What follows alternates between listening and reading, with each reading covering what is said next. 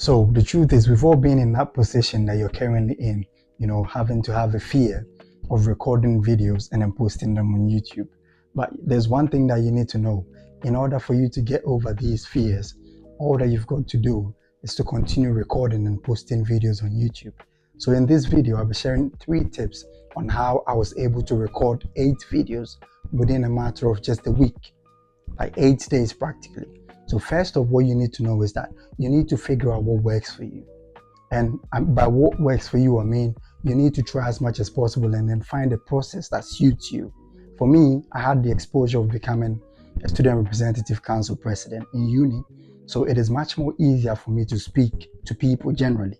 But trust me, when I started speaking on YouTube behind a camera, that was one of the most difficult things that I had ever done, because I was really thinking about how my friends would see it, my family would see it, and everything, people's comments, the perception and all that. And I know you're in that position right now. But the truth is, you have to do it regardless. Because the people that you think might really care about it might not even really care in the end. So what you have to do is try and then figure out what works for you. What would make it much more easier for you to record videos and post them on YouTube. So for me, scripting isn't my thing, like I've said earlier, because I was used to being called out of the blue to deliver speeches to students, or being met on campus by students and then asked questions about their courses and all those kind of stuff. So it really meant that I always had to be prepared. I didn't have to read off a script. And so starting YouTube, trying to script everything word for word, reading it off verbatim was not my thing. It didn't really work for me. So as I'm speaking, I'm not referring to any script. I'm just speaking to the camera out of my experience and everything off my head. And that really works for me. It makes it much more easier than having to refer to, all these bullets, items and all that, and then explaining them to the camera.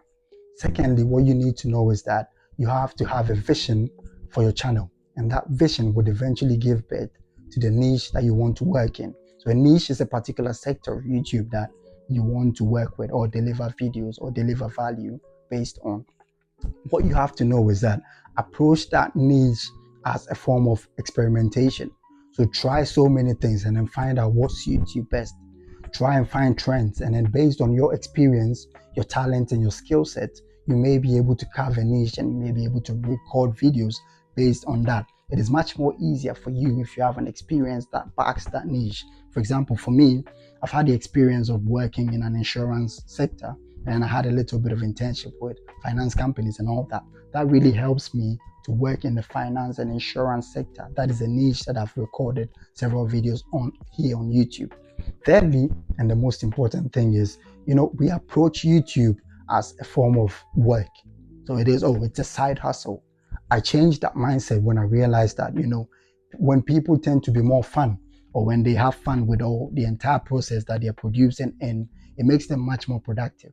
I'll be reviewing a book in a couple of weeks by the famous YouTuber Ali Abdaal, and he goes on to say that when you actually find the thing that you're doing, or you try to incorporate some form of fun into the process, it makes it much more easier for you to produce. Like I'm doing now, recording this video, we had several issues. My mic went off. I recorded the whole video before realizing that the microphone was off. And I wasn't really started. I went to watch the video. I was like, whoa, my mic was off all the time. It makes it much more fun as you're recording and you're having fun with the process.